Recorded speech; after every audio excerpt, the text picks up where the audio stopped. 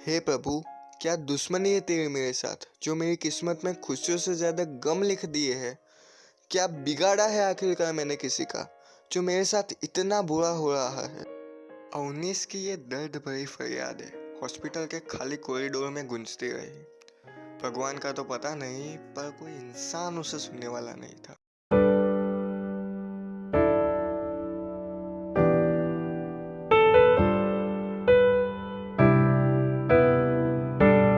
थोड़ी देर बाद थक के वो अपने बेड पे सो गया, पर उसकी फरियादें तो मनोमन चालू ही थी। पर उतने में ही एक नर्स उसके पास के बेड में एक पेशेंट को लेके आई और ठीक से सुला दिया। नर्स अपना काम करके जैसे ही जाने वाली थी तभी उस पेशेंट ने उस नर्स को रोका और मुन्ना भाई की स्टाइल में कहा कि सिस्टर, तू बहुत मस्त काम करती है, अपन को तेरे को थैंक यू बोलने का है। नर्स भी उस पेशेंट की ये बात सुन के हंस पड़ी और थोड़ी देर बाद चली गई। अवनीश लेटे लेटे ये सब साफ साफ देख रहा था, पर उसका चेहरा बता रहा था कि उसे इन बातों में बिल्कुल भी इंटरेस्ट नहीं है।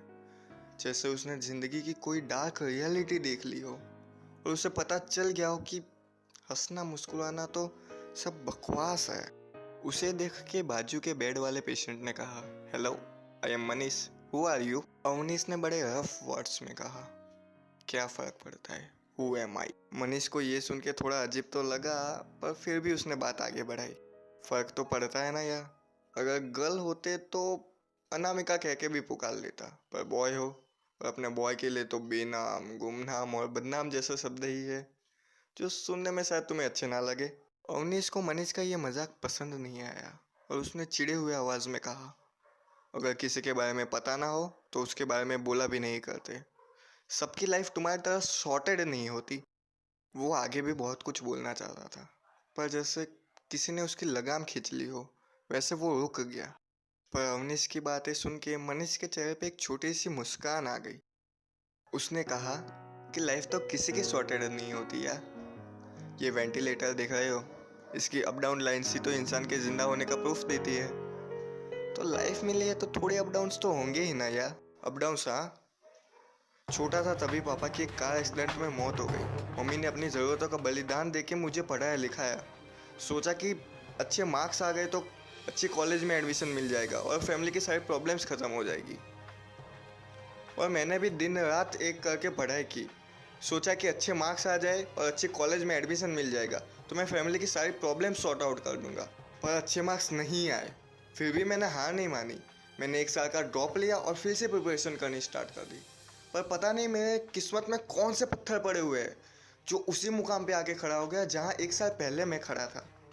फिर क्या था, मम्मी ने मम्मी और पापा दोनों की रिस्पॉन्सिबिलिटीज़ जो लेके रखी थी, मुझे एक अच्छे कॉलेज में हाई फीस दे के भी एडमिशन दिलवा ही दिया। मैंने भी अपनी किस्मत के साथ समझौता कर ही लिया कि चलो कॉलेज में अच्छे मार्क्स ला के एक अच्छी सी जॉब लेके फैमिली की सारी प्रॉब्लम्स ख़त्म कर देंगे।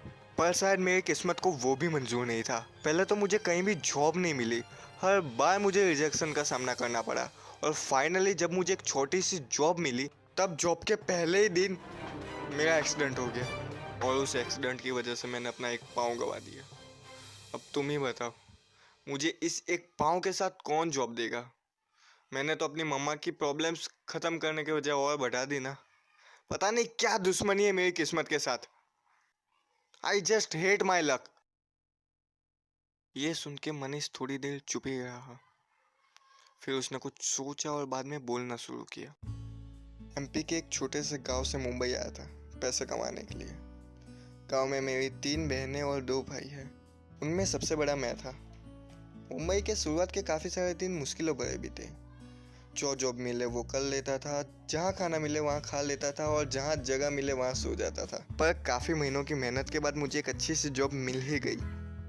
फैमिली की कंडीशन भी सुधरने लगी और एक दिन गांव से खबर आई कि छोटी बहन की शादी पक्की हो गई है। ये बात सुन के तो मेरी खुशी का ठिकाना ही नहीं रहा। बहन की शादी होने वाली ये सुन के तो मैं बहुत ज़्यादा खुश हो गया था। मैंने कंपनी में advance salary and leave for marriage की एप्लीकेशन भी दे दी। एडवांस सैलरी तो मिल गई पर छुट्टियों की एप्लीकेशन एक्सेप्ट नहीं हुई थी, वेटिंग में ही थी। शायद इसीलिए क्योंकि कंपनी को एक बहुत बड़ा कॉन्ट्रैक्ट मिला था और उसी कॉन्ट्रैक्ट को पूरा करने के लिए कंपनी जल्दी किसी को छुट्टियां दे नहीं रही थी। तो मुझे भी लगा कि मुझे भी छुट्टियां नहीं मिलेगी। तो मैंने सोचा कि चलो गांव में इन्फॉर्म कर देता हूँ और बहन की शादी के लिए तोहफे और पैसे भिजवा देता हूँ। मन दुखी तो बहुत हुआ, पर अगले ही दिन पता चला कि मेरी एप्लीकेशन एक्सेप्ट हो गई है। तो मैंने सोचा कि चलो गांव जाके सबको सरप्राइज ही दे देते हैं। पर मैं जिस वैन में जा रहा था उस वैन की ब्रेक्स फेल हो गई और वो वैन खाई में गिर गई। जब होश आया तो पता चला कि मैं यहाँ 2 दिन से बेहोश पड़ा था। मुझे वहाँ के कुछ लोकल लोगों ने उस वैन से बाहर निकाला और इस हॉस्पिटल में लाके एडमिट कर दिया था। उनकी दया से मैं बच तो गया, पर मैंने अपने पाँव जिंदगी भर के लिए खो दिए। इतना कहने के साथ ही मनीष चुप सा हो गया। उसका गला भर गया। वो आगे कुछ बोलना चाहता था पर बोल नहीं पाया। अवनीश भी कुछ कहना चाहता था पर वो कह नहीं पाया, क्योंकि उसके पास कोई शब्द ही नहीं थे उसे कहने के लिए। माहौल में सन्नाटा छा गया। मनीष की आंखें तो नम थी ही, पर अब तो अवनीश की आंखों में भी आंसू से निकलने आ गए थे। पर दोनों में से कोई दिखाना ही नहीं चाहता था कि वो रो रहे हैं। थोड़ी देर बाद मनीष माहौल के सन्नाटे को तोड़ते हुए बोला, एक फन फैक्ट बताऊं? 2 दिन बाद मुझे आज होश आया है और आज ही मेरी बहन की शादी है। इतना कहने के साथ ही मनीष मुस्कुराने लगा, पर अवनीश को उसका ये बिहेवियर थोड़ा वियर्ड लगा। उसने कहा कि तुम्हें ये सब मजाक लग रहा है। वहां तुम्हारे बहन की शादी हो रही है और यहाँ तुम हॉस्पिटल में पड़े हुए हो। उन्हें तो पता भी नहीं कि तुम्हारे साथ इतना बड़ा हादसा हो गया है, और ऐसी सिचुएशन में तुम्हें मजाक सूझ भी कैसे सकता है? सो वियर्ड यार। रोना नहीं आता अपने लक पे?